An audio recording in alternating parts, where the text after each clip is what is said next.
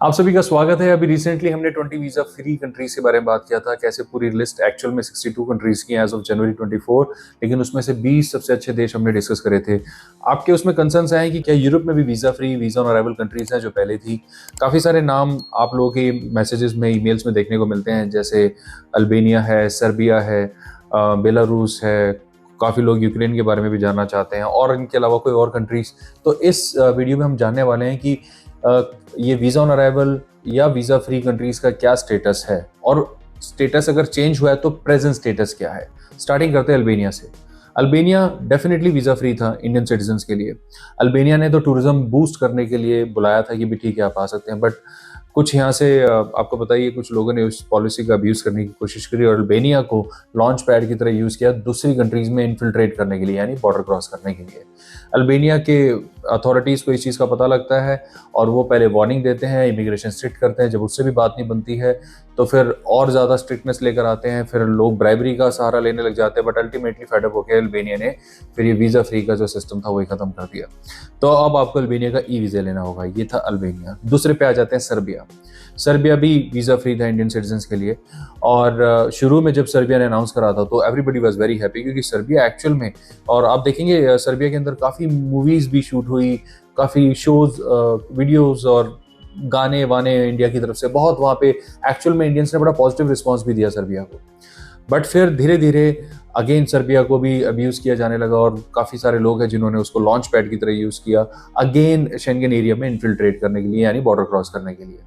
उस केस में सर्बिया ने भी पहले स्ट्रिक्टनेस करी, फिर वार्निंग्स दी, फिर और ज़्यादा स्ट्रिक्टनेस करी, और फिर फेड अप होकर उन्होंने भी अपना वीज़ा जो फ्री था, जो सर्विस था, वो विड्रॉ कर दिया और अब मैंडेटरी वीज़ा कर दिया। इनफैक्ट अगर शेंगन वीज़ा भी है तब भी आप सर्बिया वीज़ा फ्री नहीं आ सकते, आपको स्टिकर वीज़ा सर्बिया का पहले से लेना होगा। सर्बिया का वीज़ा फ्री सिर्फ उसी कंडीशन में है अगर आपके पास यूरोपियन यूनियन की किसी भी कंट्री का पीआर, परमानेंट रेजिडेंस कार्ड या रेजिडेंस परमिट होगा, तो टेम्परेरी रेजिडेंस भी उसमें इंक्लूडेड है। अगर ये चीज़ें हैं तो ही सर्बिया आप वीज़ा फ्री ले सकते हैं, अदरवाइज आपको जो है वीज़ा लेना पड़ेगा। इसके बाद आपके क्वेश्चंस आते हैं जॉर्जिया को लेके, जॉर्जिया, आर्मेनिया, अजरबैजान। अब ये जो कंट्रीज है, कहने को जोग्राफिकली देखेंगे तो आप ये यूरोप में नहीं है, ये एशिया का ही पार्ट है जोग्राफिकली।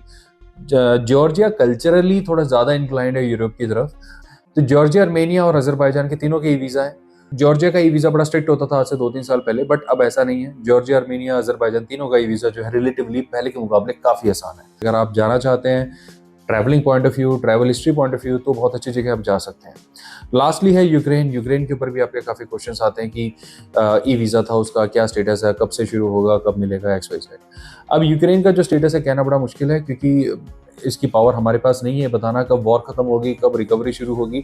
बट लेकिन एक चीज़ तो बिल्कुल तय है, जब भी वॉर खत्म होगी आपको न्यूज़ में पता चलेगा, और वॉर खत्म होने के 6 महीने या कम से कम 1 साल तक उनका रिकवरी फेज चलेगा, जिसमें वो टूरिज्म को बहुत ज़्यादा इन्वाइट नहीं करेंगे। उसके बाद धीरे धीरे they will start opening up, अपना सारा इंफ्रास्ट्रक्चर, सारा सिस्टम ठीक करने के बाद तो फिर वहाँ पे टूरिज्म जो है लगता है रिकवर होगा। और जब भी वॉर एंड होएगी, अब यूक्रेन के साथ साथ 2 नए देश और बन गए हैं, छोटे छोटे देश और भी बन गए हैं, तो देखा जाएगा तो उसका क्या स्टेटस होगा, ये देखने वाली बात होगी। तो ये थी वो यूरोपियन कंट्रीज जिनका वीज़ा फ्री और वीज़ा ऑन अराइवल से जो भी प्रेजेंट स्टेटस में कन्वर्जन्स आई हैं, वो उसका अपडेट है।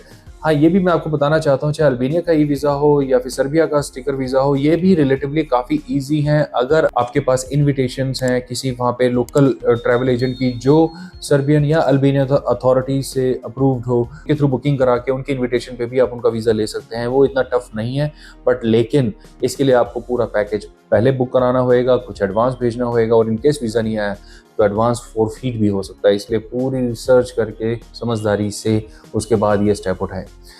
तो मुझे उम्मीद है ये वीडियो आपके लिए काफ़ी इंसाइटफुल रही होगी, और भी बहुत सारी इन्फॉर्मेशन के साथ बहुत जल्द फिर मिलेंगे। अपना समय देने के लिए धन्यवाद। Bye bye.